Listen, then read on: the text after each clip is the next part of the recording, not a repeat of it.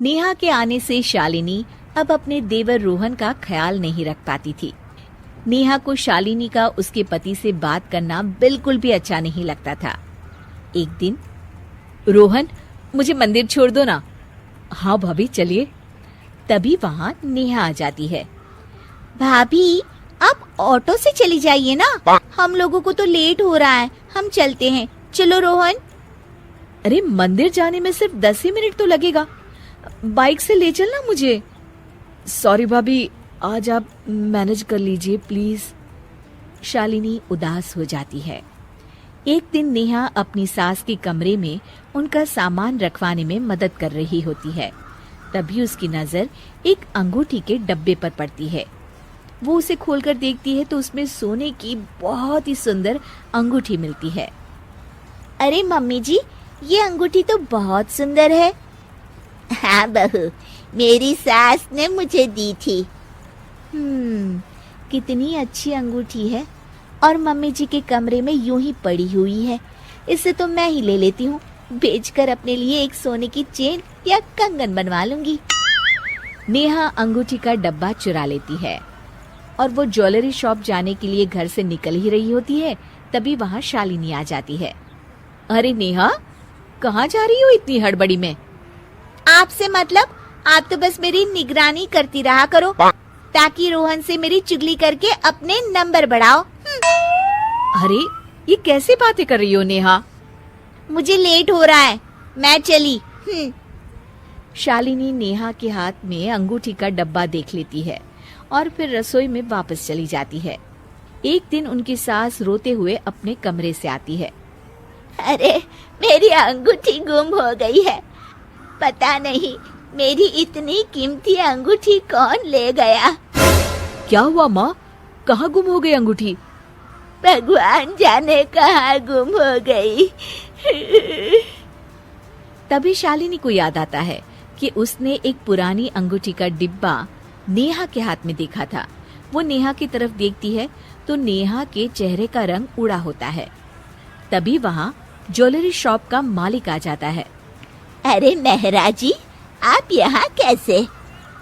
नमस्ते बहन जी। अरे आपकी छोटी बहू आई थी मेरे पास एक अंगूठी बेचने के लिए, और मैंने तो उसे पहचान लिया क्योंकि मैं भी तो आया था ना रोहन की शादी में। क्या है ना कि वो अपना बिल वहीं भूल गई थी, तो मैंने सोचा कि दे दूं। छोटी बहू, ये रहो बिल। अच्छा बहन जी, चलता हूँ मैं, दुकान भी खुली छोड़ कर आया हूँ ना। जौहरी की बात सुनकर नेहा के होश उड़ जाते हैं।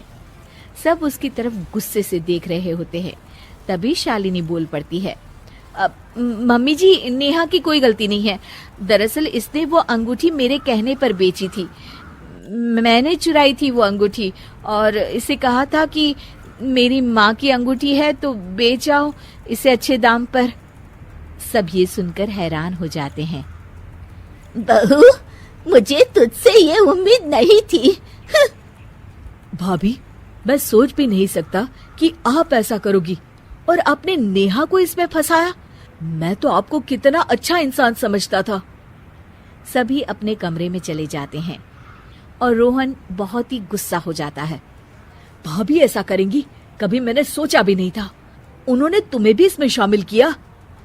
तब नेहा हिचकिचाकर कहती है, हाँ, अब क्या कर सकते हैं, इंसान का पता थोड़ी ना चलता है।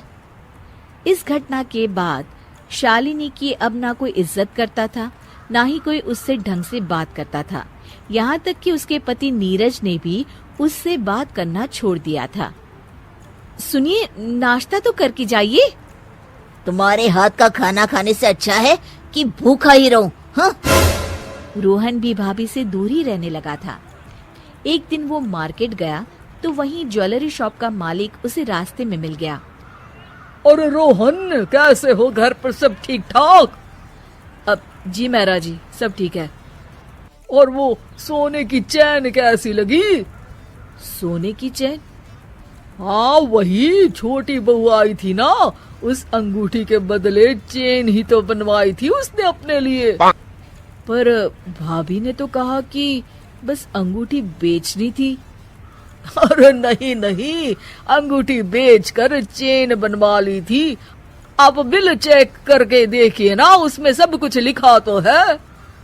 रोहन घर जाता है और नेहा से बिल के बारे में पूछता है। नेहा, वो जो मेहरा जी बिल देकर गए थे उसमें लिखा था कि तुमने कोई सोने की चेन बनवाई है हाल ही में। जरा मुझे बिल तो दिखाना।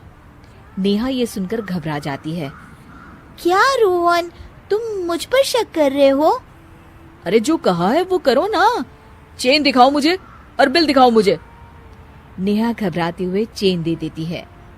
रोहन उस चेन को लेकर कमरे से बाहर निकलता है और मेहरा जी के पास जा रहा होता है।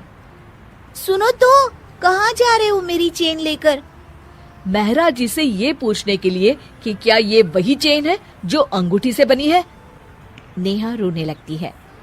हाँ हाँ, ये वही चेन है और मैंने ही वो अंगूठी चुराई थी। दीदी का इसमें कोई कसूर नहीं है। उसकी रोने की आवाज सुनकर सभी वहां आ जाते हैं। क्या तुमने अंगूठी चुराई और हमने बड़ी बहू को इतना सुनाया? सारी गलती इस नेहा की है। मुझे माफ कर दीजिए, मुझसे बहुत बड़ी गलती हो गई। रोहन अपनी भाभी के पास जाता है और उनसे माफी मांगता है। मुझे माफ कर दो भाभी, मैंने आपको कितना गलत समझा।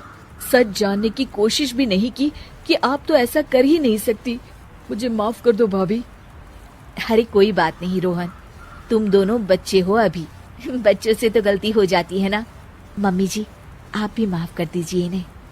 पूरा परिवार एक बार फिर एक हो जाता है और रोहन और उसकी भाभी का अनमोल रिश्ता अब और भी मजबूत हो जाता है।